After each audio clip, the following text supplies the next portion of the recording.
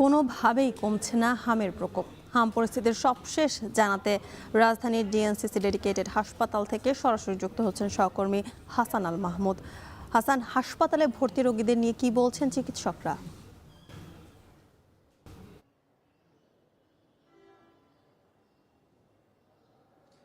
জ্যোতিকা, আসলে কোনোভাবেই আমরা দেখছি যে হামের যে প্রকোপ সেটি কিন্তু কমছে না, এবং এই হাসপাতালের হিসাব যদি আপনাকে বলি, সেটি এখন পর্যন্ত এখানে কিন্তু 450 জনের বেশি রোগী ইতিমধ্যে ভর্তি রয়েছে, এবং গত এক সপ্তাহে ধরে কিন্তু এই সংখ্যা মোটামুটি 450, 440 এর ভিতরে কিন্তু ওঠানামা করছিল।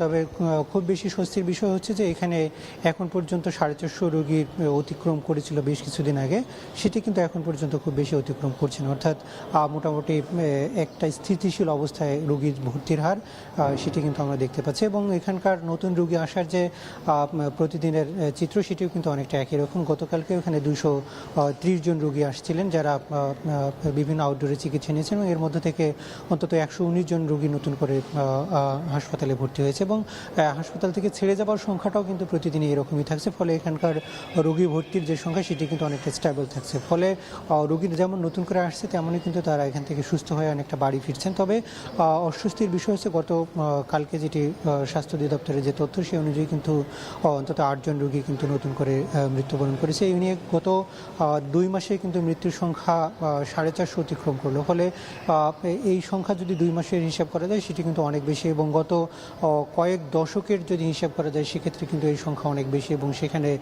হাম রোগীর সংখ্যা কিন্তু গত কয়েক দশকে এরকম কোনোভাবেই দেখা যায়নি। এবং মৃত্যুর সংখ্যা প্রতি বছরই 5 থেকে 10 জন, 15-20 জন এরকম সংখ্যাই কিন্তু ছিল। তবে এবছর কিন্তু এই 2 মাসে সেটি কিন্তু 450 ছাড়িয়েছে। ফলে হাম রোগীর যে নিরাপত্তা এবং এই রোগীদের যে চিকিৎসা ব্যবস্থা এবং রোগীর সংক্রমণ যাতে কমে যায়, সে ব্যাপারে কিন্তু স্বাস্থ্য অধিদপ্তরের পক্ষ থেকে টিকাদান কার্যক্রমকে জোরদার করা হয়েছে। সেখানে গত 1.5 মাস ধরে কিন্তু টিকাদান সারা দেশে চলছে, গণটিকা কার্যক্রম। তবে এর ফল পেতে অন্তত আরও 1 মাস সময় লাগতে পারে বিশেষজ্ঞরা মনে করছেন, কারণ টিকা দেওয়ার পরে অন্তত ইমিউনিটি তৈরি হতে আরও 15 থেকে 21 দিন পর্যন্ত সময় লাগে। সেই সময়টা আরও অপেক্ষা করতে, এবং এর ভিতরে এই 1 থেকে 1.5 মাসের মধ্যে আসলে রোগীর যে ফ্লো, সেটি কিন্তু কমে যাবে বলে বিশেষজ্ঞরা মনে করছেন। যদিও এটি নির্ভর করছে 95% শিশুকে সম্পূর্ণরূপে টিকার আওতায় নিয়ে আসার পরেই কিন্তু সেই পরিস্থিতিটা তৈরি হতে পারে। তো এই ছিল আমার কাছে এখান থেকে সবশেষ পরিস্থিতি। টিকা রাজধানীর হাম পরিস্থিতির খবর জানাতে যুক্ত ছিলেন হাসান আল মাহমুদ। সারা দেশে ক্রমেই বাড়ছে হামের প্রাদুর্ভাব। শিশুদের পাশাপাশি আক্রান্ত হচ্ছেন প্রাপ্তবয়স্করাও। এ নিয়ে আরও জানাতে যুক্ত হচ্ছে বগুড়ার শহীদ জিয়াউর রহমান মেডিকেল কলেজ হাসপাতাল থেকে রাজীব সেলিম ও ভোলার সদর হাসপাতাল থেকে ইমতিয়াজুর রহমান। শুরুতে যেতে চাই রাজীবের কাছে। রাজীব, জেলায় হামের প্রকোপ কেমন দেখছেন? শিশুদের পাশাপাশি বয়স্করাও এখন আক্রান্ত হচ্ছেন, এ নিয়ে কি বলছেন চিকিৎসকরা?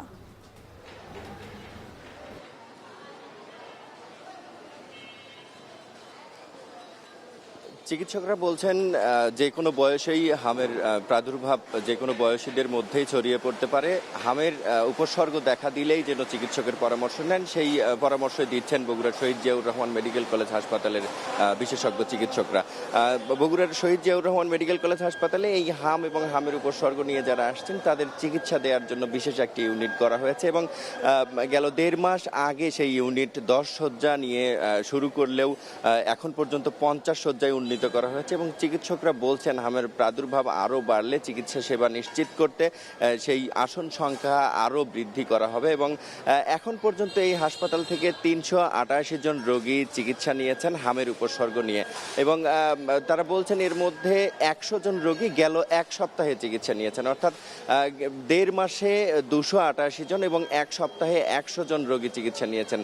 1 সপ্তাহে হামের প্রাদুর্ভাব অনেকটাই বেড়েছে, তেমনটাই বলছেন চিকিৎসকরা, এবং সেই কারণেই শিশুদেরকে খুবই যত্ন সহকারে রাখতে বলেছেন। এবং যেহেতু হাম একটি সংক্রামণ রোগ, সেই কারণে শিশুদেরকে খুবই সাবধানে রাখতে বলেছেন, এবং সেরকম কোনো যদি উপসর্গ দেখা দেয় তৎক্ষণাৎ এই হাসপাতালে নিয়ে আসতে বলা হয়েছে। এবং এখন পর্যন্ত এই হাসপাতালে উপসর্গ নিয়ে চিকিৎসা নিতে এসে মৃত্যুবরণ করেছেন সব মিলিয়ে 13 জন। এর মধ্যে 5 জন রোগী 1 সপ্তাহে মৃত্যুবরণ করেছেন। সব মিলিয়ে 13 জন হলেও এর মধ্যে 1 জন রোগী হাম শনাক্ত হয়েছে, এবং 12 জন রোগী হামের উপসর্গ নিয়ে মৃত্যুবরণ করেছেন। এবং এই হাসপাতাল থেকে যতগুলো নমুনা পাঠানো হয়েছে তার মধ্যে 10% রোগীর হাম শনাক্ত হয়েছে। এই ছিল আমার কাছে বগুড়া থেকে হামের সবশেষ খবর। এবার চলে যেতে চাই ভোলা ইমতিয়াজের কাছে। ইমতিয়াজ, আমরা বগুড়ার হামের পরিস্থিতির খবর জানছিলাম, ভোলায় হামের প্রাদুর্ভাব কেমন দেখছেন? জ্যোতিকা, বগুড়ার মতো কিন্তু দ্বীপ জেলা ভোলায়ও কিন্তু হামের প্রাদুর্ভাব বৃদ্ধি পেয়েছে। আমি ভোলার 7 উপজেলার 7টি স্বাস্থ্য কমপ্লেক্স রয়েছে। প্রতিটি স্বাস্থ্য কমপ্লেক্স এবং এলাকা উপজেলাগুলোতেই কিন্তু হামের যে সকল রোগী রয়েছে তার হামের উপসর্গ নিয়ে যে সকল রোগী রয়েছে তারা ভর্তি হয়েছে। আমি এখন রয়েছি ভোলার 250 জেনারেল হাসপাতালের শিশু ওয়ার্ডের পাশেই। হামের উপসর্গ নিয়ে যে সকল রোগীরা এসেছে তাদের জন্য আইসোলেশনের ইউনিট এবং হামে ইউনিট করা হয়েছে। সেখানে কিন্তু সেই ইউনিটে প্রায় 225টি শয্যা থাকলেও কিন্তু বর্তমানে 68 জন রোগী চিকিৎসাধীন রয়েছে বলেও কিন্তু আমরা দেখতে পেয়েছি। এছাড়াও যেই শিশু ওয়ার্ডের কথা বলি, শিশু ওয়ার্ডেও কিন্তু রোগীর চাপ বৃদ্ধি পেয়েছে। সেখানেও প্রায় 285 জন শিশু রোগী ঠান্ডা এবং নিউমোনিয়া জনিত রোগ নিয়ে ভর্তি হয়েছে। তার রোগীর স্বজনরা এবং জানিয়েছেন যে এখানে ঠান্ডা জনিত রোগ নিয়ে আসলেও কিন্তু তাদের মাঝেও কিন্তু হামের যে সকল সংক্রমণ রয়েছে তাও কিন্তু একরকম ছড়িয়ে পড়ছে বলেও কিন্তু সাধারণ রোগীরা জানিয়েছে। তারা বলছেন যে তারা অন্যান্য রোগীর চিকিৎসা সেবা নেওয়ার জন্য আসলেও কিন্তু এখানে হাম সংক্রমণের রোগীর যে সকল আতঙ্ক সৃষ্টি হচ্ছে সৃষ্টি হয়েছে বলে কিন্তু তারা জানিয়েছে। এতে করে যে সকল যে কর্তব্যরত চিকিৎসক রয়েছে তারা বলছেন যে আতঙ্কিত না হয়ে নিকটবর্তী যে সকল চিকিৎসা কেন্দ্র রয়েছে, হাসপাতাল রয়েছে, সেখানে রোগীদেরকে নিয়ে আসার জন্য কিন্তু বলছে এবং চিকিৎসকের পরামর্শ নেওয়ার কথাও কিন্তু তারা জানিয়ে আসছে। আপনাকে এটা জানিয়ে রাখি, ভোলা সদর হাসপাতালে যেই শিশু ওয়ার্ড এবং হাম ইউনিটের জন্য প্রায় প্রতিদিন প্রায় 300 থেকে 350, কোনো ক্ষেত্রে শুক্রবার যখন চলে আসে তখন 400 রোগী ভর্তি থাকে। কিন্তু এই 400 রোগীর জন্য কিন্তু একজন মাত্র কর্তব্যরত চিকিৎসক রয়েছে। এই একজন চিকিৎসকের মাধ্যমে কিন্তু এই 2টি ইউনিটকে চিকিৎসা সেবা দিতে গিয়ে একরকম হিমশিম খেতে হচ্ছে বলেও কিন্তু এই যে কর্তব্যরত চিকিৎসক এবং ভোলার যে সিভিল সার্জন রয়েছে তিনি জানিয়েছেন। এতে করে যেই 250 শয্যা জেনারেল হাসপাতাল 100 শয্যা থেকে 250 হলেও কিন্তু জনবল নিয়োগ না হওয়ার কারণে কিন্তু এই ভোগান্তিতে পড়তে হচ্ছে বলে কিন্তু তারা জানিয়েছে। ভোগান্তি লাঘবের জন্য অতি শীঘ্রই জনবল নিয়োগ দেওয়ার জন্য দাবি জানিয়ে আসছে। তো এই ছিল আমার কাছে ভোলার 250 জেনারেল হাসপাতাল থেকে হাম সংক্রমণের সর্বশেষ তথ্য। জ্যোতিকা, সারা দেশে ক্রমেই বেড়ে চলেছে হামের প্রাদুর্ভাব, সে খবর জানাচ্ছিলেন সহকর্মীরা।